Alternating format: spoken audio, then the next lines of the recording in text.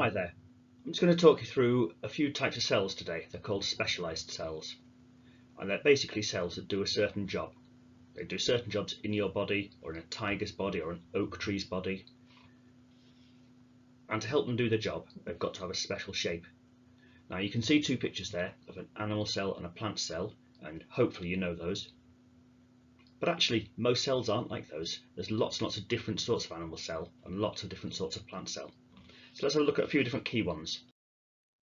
So in this first picture here, I've actually got two different sorts of cell. There's the one in the middle, the great large one, which is a female egg cell, and the ones around them that sort of look like tadpoles or something. They're called sperm cells. Now the sperm cell, they've got a very important job. Very important job is for them to carry half the genes from your father. And when the half the genes from the father meet half the genes from the mother, you can get a new life being formed. But the sperm cell, it's specially shaped because they have to swim. They have a tail to swim with, and they also have to have lots and lots of mitochondria, which are used for making energy with. So because they're doing a lot of swimming, they need a lot of energy, they need a tail. So if you look at that slide in front of you, you can see the word function. Now function just means job, and the word adaptations just means what have they got about their body that helps them do their job. So in the case of the sperm, it's the extra mitochondria and it's the tail. Now also looking at the same picture, we've got, as I said, the female egg cell. It's got a few different names. It's sometimes called the ova or the ovum, sometimes the female gamete, but any of those will do. Female egg cell, let's call it that for now. Their function, their job, well, that carries half your mother's genes. So when it meets the sperm, they can make a new life because they've got half the genes from the mother and half the genes from the father. Now the adaptations is actually, it's the largest cell in the body. It's a huge cell, it's just about visible with your eyes. It contains lots of food. It's not connected to the blood supply, it's just floating around inside the mother, and so it needs lots and lots of food. It has to survive for several days in the hope of becoming fertilised and becoming a new life. Here's another cell, also found in the female reproductive system, among other places. It's called a ciliated cell.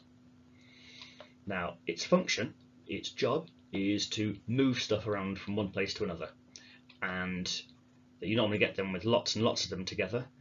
And together, those tiny little sort of hairs move things around. They wiggle and they shift things around. So you just saw it moving a bit of mucus or a bit of snot out of the lungs. They shift them, that's how it all ends up in your nose. It's because those ciliated cells move them out of the nose and out of the throat. And another job is the female egg cell. It has to do the same thing to the female egg cell and move them along. They start at a place called the ovary and they have to make it to the uterus, and it's the ciliated cells that move them along. So you can see from the picture, they've got those tiny little hairs on them. Well, those tiny little hairs aren't real hairs because they can move. Whereas your hair just stays still unless the wind blows it. They're cilia and they move things around the place. This is what we call a nerve cell, or sometimes a neuron. Their job is to carry messages around the body. Sometimes we call those impulses. So if you stub your toe, if you hurt your toe, a message goes up to your brain which says you must say ow. Now they're very long and thin. The adaptation is they're very, very long and thin to help them do their job, and that's because they have to carry messages around the body, just like a wire would carry a telephone signal, or an optic fibre would carry a broadband message or something. They're long and thin. They've got sort of funny little tentacles at either end, and that is for joining up with other nerve cells, so you can make a long chain which stretches around the body and carries those messages for long distances. This is a red blood cell. Billions and billions of these in your body. Their job is to carry oxygen around the body. Now oxygen is really, really good for you. You need oxygen. Without oxygen you can't live. But weirdly, oxygen is actually quite poisonous in the body. It's a very, very reactive gas. So they've got this special adaptation which is called hemoglobin, which attaches to the oxygen and it lets them carry lots of oxygen around the place without causing damage.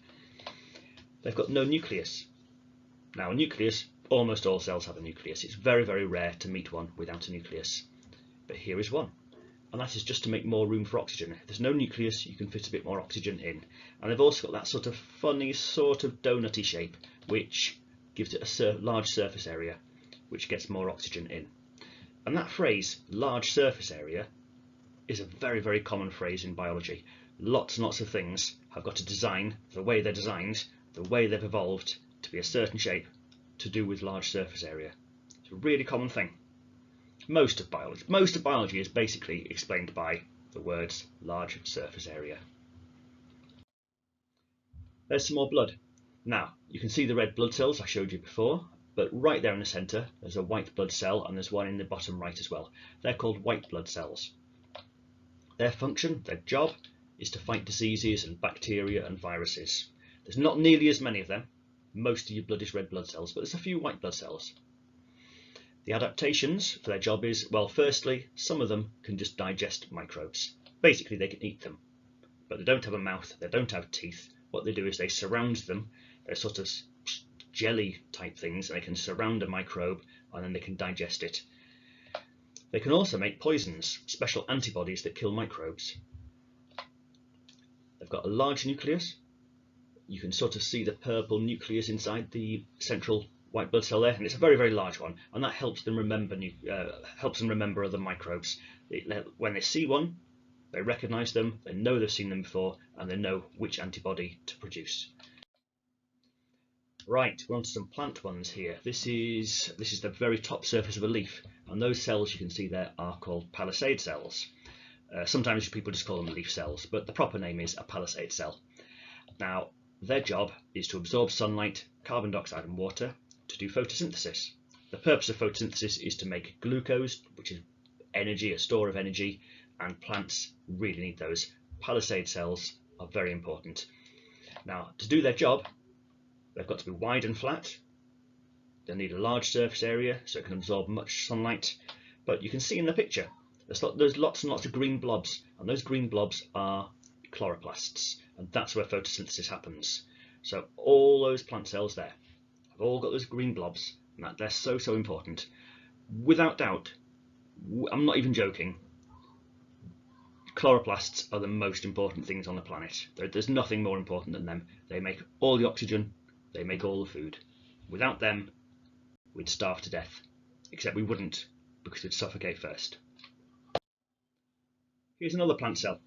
This is called a root hair cell. Now I'm just pointing, there's an arrow there pointing out the root hair cell. Now there's the cell itself. If I find you a cell,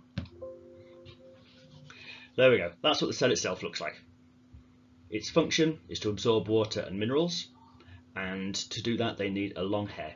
Large surface area. The longer the hair, the larger the surface area. And there's that key phrase again, large surface area. So it can absorb lots of water quickly. No chloroplasts, doesn't need them. They're underground, there's no sunlight. So their adaptation is they don't have something. Rather, not just having things, part of their adaptation is not having a thing. Here's a big long list of them. Here's a big long list of specialised cells, and if you could try and remember those, remember a key fact, what they look like, and a key fact about those, that would be really, really useful. Take care.